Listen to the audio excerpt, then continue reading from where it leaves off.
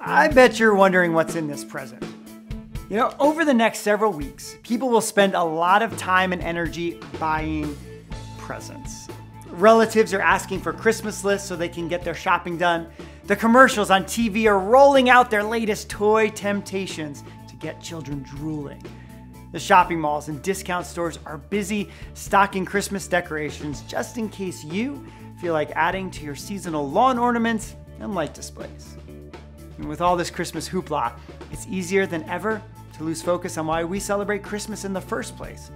That's why we want to spend this month talking about generosity, making someone's day by giving something away.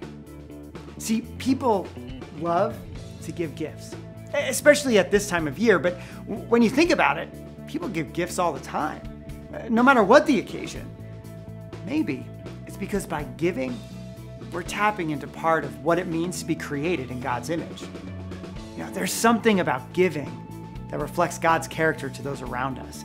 But there's a danger in getting so wrapped up in ourselves and what we might get from others that we miss the reason we celebrate in the first place, Jesus. And this month, we hope kids celebrate Jesus and give big to others as they show them how much God has been so generous towards us. And God has been so generous to us through the gift of his Son. So it's only natural that in return, we show that generosity to others. Generosity changes us when we learn how to give the way God gives. And this month, we'll look at principles and stories from the New Testament that can help kids develop a better perspective about how they can get wrapped up in others and show generosity. We'll start the month asking the question, what do you have to give?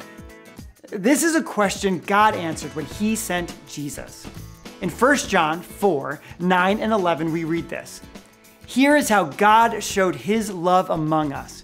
He sent his one and only Son into the world. He sent him so we could receive life through him. Since God loved us this much, we should also love one another. We hope kids learn that our generosity is rooted in God's love for us. And because God gave, we can give to others. Kids might wonder, why is it important to give to others in the first place? And that's why in week 2, we head to Luke chapter 12 and take a closer look at a parable Jesus told about a rich man who was wrapped up in all the wrong things. He had a lot of stuff that he kept accumulating over time, and he just kept building bigger and bigger barns to collect his food. He failed to think about the people around him, and he also failed to think about eternity. For kids and families, we hope they realize it's important to not miss our chance to give. Next, we'll take a closer look at our memory verse for this month. 1 Timothy 6:18. Command the rich to do what is good. Tell them to be rich in doing good things. They must give freely. They must be willing to share. In this verse, Paul is redefining what it means to be rich. So in other words, you're not generous because you're rich. You're rich because you're generous. Ultimately, if we're going to raise children who understand what it really means to be rich, we've got to teach them to give. We've got to teach them to share. We've got to teach them to put others first. Kids will discover some creative ways to give this Christmas and all throughout the year ahead. For week 4, we'll ask kids the question, what does Christmas mean to you? Christmas is the perfect time of year to talk about generosity. We'll spend some time talking about the greatest gift ever given as we celebrate the story of Jesus' birth. We want kids and families to pause and remember that God gave us Jesus, the ultimate example of generosity, so that we could have a personal relationship with him. We'll finish the month discovering how we can be more generous.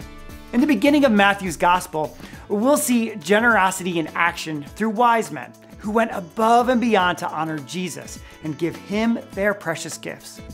We hope kids will see that we should give like we're giving to God. We hope these stories will help you unpack this principle of generosity for a child so they will grow up and understand what it means to show God's character to the world. We just think that if children understand how to give, it will not only change the world around them, well, it'll change them as well.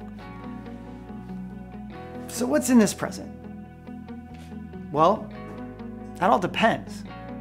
What goes in here is really up to you this Christmas. It depends on how you decide to give big. It's our prayer that what happens in your church and in your family this season will send a different kind of message to people in your community and people around the world about who God is, about how generous He is, and how important it is for all of us to let His generosity show up in how we are generous to others.